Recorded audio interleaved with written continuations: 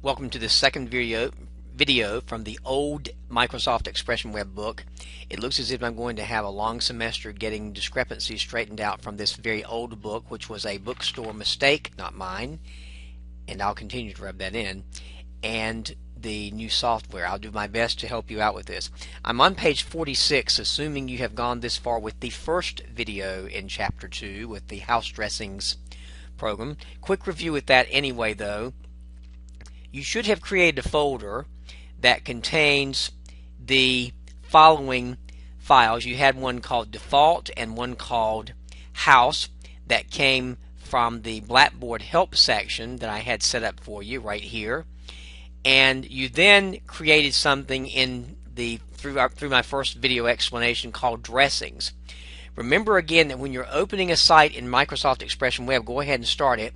You have to click, unlike the book, which will have a lot of different directions in it because of the age of the book, you must click the Site menu item in Microsoft Expression Web and choose Open Site. Unlike Word and Excel and WordPerfect, you don't do the traditional file open. I promise you, ladies and gentlemen, if you cultivate that habit, you run into major problems in future chapters. You have to trust me as an experienced web design, web expression teacher, Expression Web teacher. Click Open Site. Look for the folder. I have no idea because I'm not at your house, so I don't know where you stored it. So you click Browse to search for it. Mine happens to be in this area. It's called Tutorial 2. Unlike Word, you do not have to open it. Do not go inside the folder as I'm doing now because you won't find anything.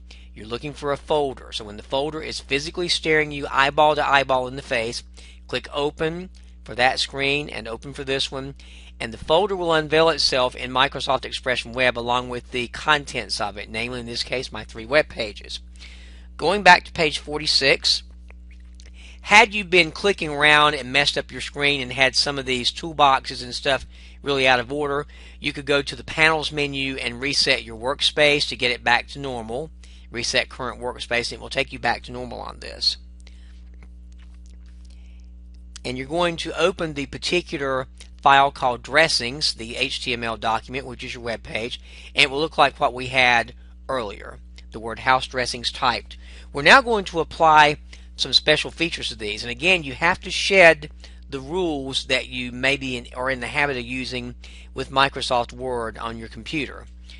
In order to do page 47 to apply this particular heading, there are actually 6 headings that are used in web page design standards, going from H1, which is a very large sized font, to H6. We typically have numbers in Word for our font sizes, 6, 7, 8, 9, 10, 11, 12, etc. In web design, we go by only 6 classifications, H1 being very large text and H6 being very small. And you'll see that in your book on page 47. To apply this H1 style, you want to click anywhere inside this little box that contains the word house dressings, just anywhere in the words. And if you will click, now mine earlier, it should say paragraph. I had a machine freeze on me earlier, so I need to see what's going on with this situation. So bear with me, just ignore what I'm doing at the moment in this exercise. You'll have to trust me here because I had something that very royally screwed up on me. Yours should be okay right here, but I want to match the book. So again, do not type what I'm typing right here, especially if you're a straight A student that's worried about the 4.0. I'm a little sarcastic about that sometimes. I don't want you to get so nervous about it. And there we go. Alright, you have something similar to this. If you will click on anywhere inside house dressings as explained on page 47, and then click the paragraph tag, the little P right above it, it will select the text for you. Go up here to the paragraph drop down menu and you'll click heading 1, and what will happen is your words will become much larger. They're now in heading 1 font size. If you were to click inside the code down here at the bottom where it says design split code, you will see that the word house dressing is surrounded with the H1 tags. The code for web pages is designed automatically by this software package. When you're working with fonts, and you've done font sizes in Word where you had Calibri and Times New Roman and all these different fonts, in web design software, typically, and this is in the default font drop down list right above the words house dressing, you'll see groups of fonts rather than having them listed individually. What happens in a web page is, because a web page may be designed somewhere else away from Cleveland County, and then when it comes down to your computer, they may have used a very unusual font, they may have used a common font.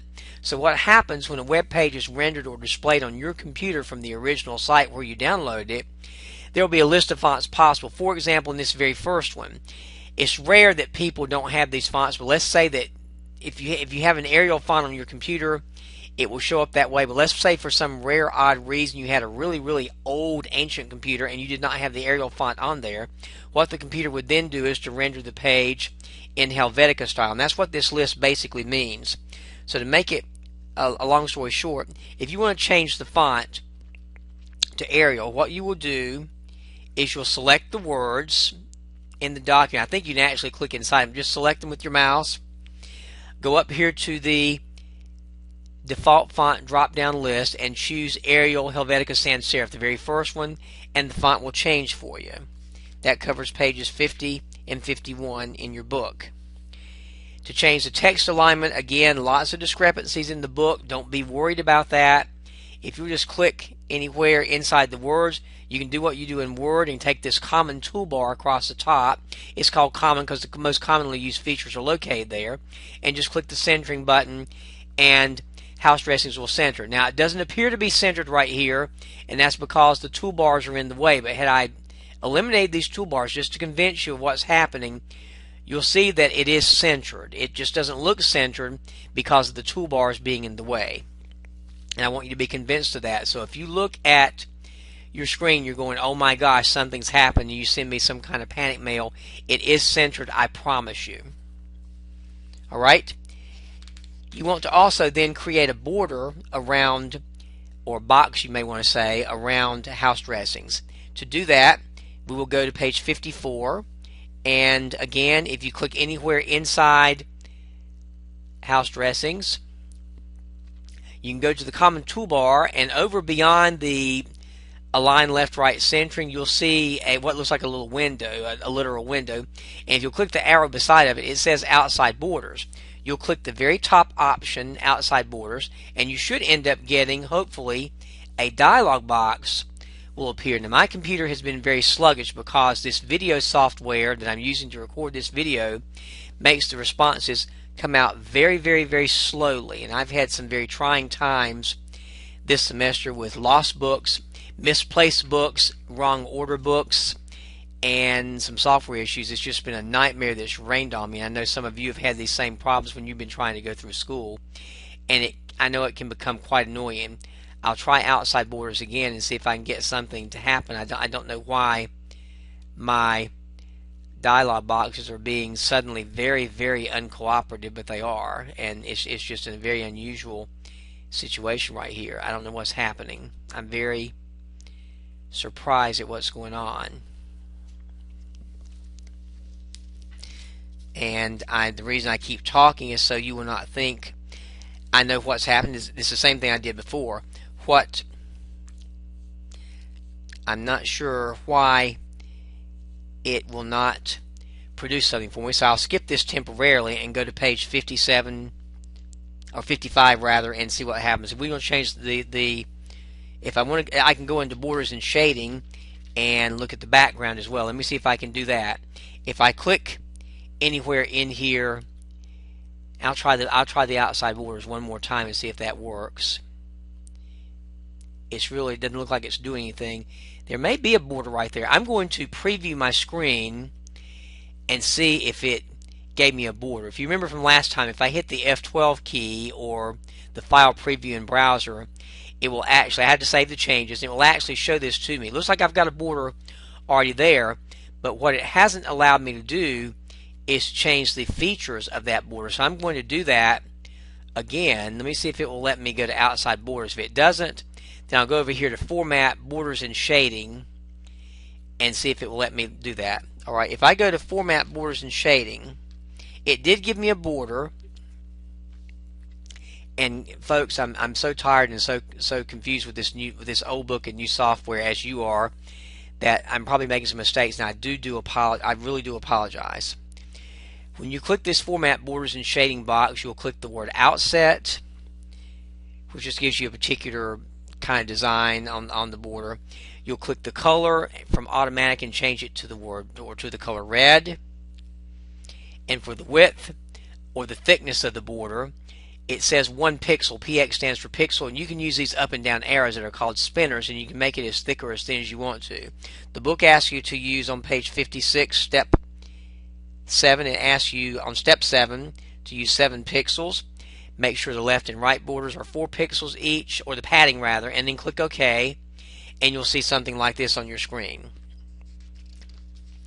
You can also work with the color on the inside. You can have the inside of the box have a particular background that's different from the yellow that you're seeing all over the page, and you can even change the color of the font if you want to. To do that, we go to page 59, and if I click anywhere inside House Dressings, I can go over here to the Common Toolbar, and I can change the highlight. Let's say I want it to be maroon, which is the 4th color in this list. I can click that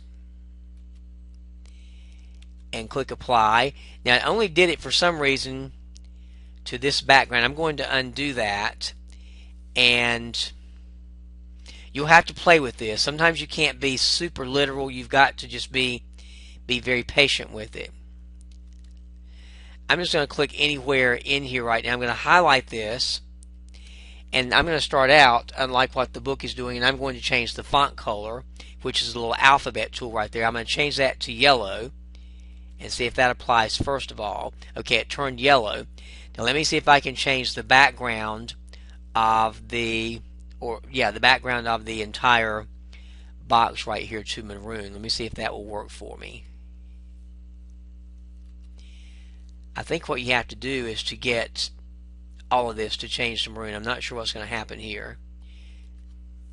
So what happens if I select it? A few little discrepancies that go on right here sometimes. There we go.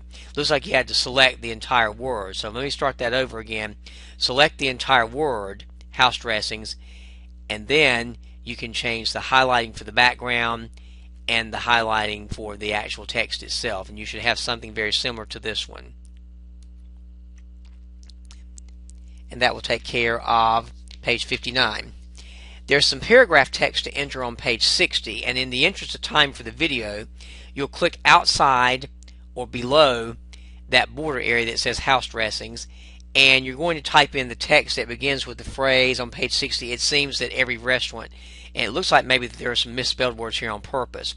What I did for the sake of this video is I typed this ahead of time so you wouldn't have to listen or watch me type so much, and I'm just going to paste that text right over here, and hopefully this is going to work. And I've got the text typed in. Again, there's nothing wrong here. It looks like it's left out, but you got to remember that these toolbars are covering it, and if these toolbars bother you, you can always click the X's and make these particular panels, as they call them, go away. Alright, I'm going to click below this paragraph, so I'm outside that border area right there. It's now time to save it. And so I'm going to go to, again, Windows 8, wonderful Windows 8 here. I'm going to go to File and choose Save As. I always choose Save As even though the book says Save, because I can make sure that it's going to save in the appropriate folder. Your information must save in the same place every time, so go ahead and click Save. It will probably will ask you in my case to replace it, and that's what's happened at this stage. I'll leave this video right now. I wanted to do this in chunks, just in small bits, so that it would not be as frustrating to you students having to use a very old book with very new software. If you have any questions, please let me know.